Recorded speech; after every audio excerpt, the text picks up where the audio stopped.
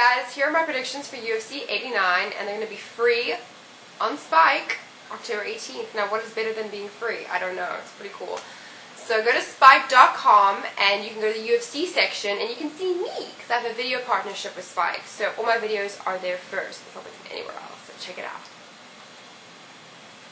First prediction is Michael Bisping versus Chris Leben.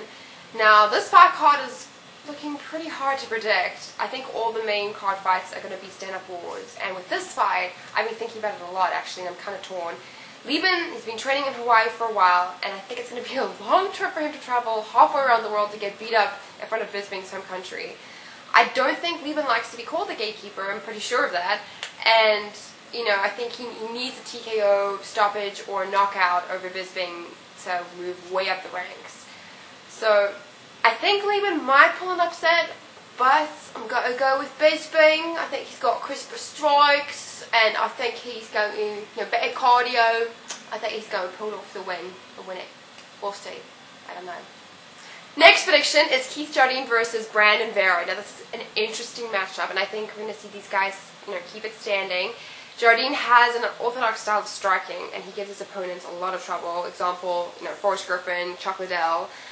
The odds makers have Brandon Vera as the favorite, but I really like Jardine as the underdog in this fight, and I'm picking him to win. He had a loss to Vanderlei recently, but picking him to win, we'll see how his comeback fight is. Next prediction is Sokoudjou versus Louise Kane.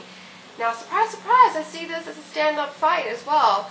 Even though Sokoudjou has a heavy background in judo and Kane is well-versed in jiu-jitsu, most of Kane's wins are by KO or TKO. Sokoudjou has a lot to prove still in the UFC, but I'm going to pick him and see how he handles the aggressive Brazilian fighter. Plus, Sokoudjou's from Africa. I'm from Africa, just to remind you all. I'm South African. I'm not English. I'm not Australian. I know I get messages about that all the time. I'm South African, and I'm picking my African fighter, Sokoudjou. Yes. Next prediction is Paul Taylor versus Chris Liddell. Now, Liddell's coming off a tough defeat to Koscheck. And Koscheck basically controlled him for 3 rounds and didn't allow Liddell to use his striking at all. I was actually there at that UFC, and it was a bloody, bloody fight. But, both these guys, I see them letting their hands go, and who knows what will happen from there. Taylor's a scrappy fighter, and he has his country behind him.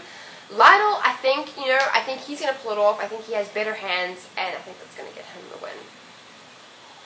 Last prediction is Paul Kelly versus Marcus Davis. Paul trains at Wolfslayer with Bisping, and I'm sure that helped with his preparation for his fight, considering that Bisping is on the same card as him. Paul's undefeated, but I have a feeling that Marcus is going to give him his first loss. Marcus, I picked him to beat Swick. I thought his superior striking, would get him the win, but every time they exchanged, he would clinch with Swick and then try and take him down, and Swick ended up, Swick has good takedown offense and ended up getting the win because of that, so I was kind of upset, but this time, I'm, wanting Marcus to win. I think he will. So, come on, Marcus. TKO stoppers. Let's do this.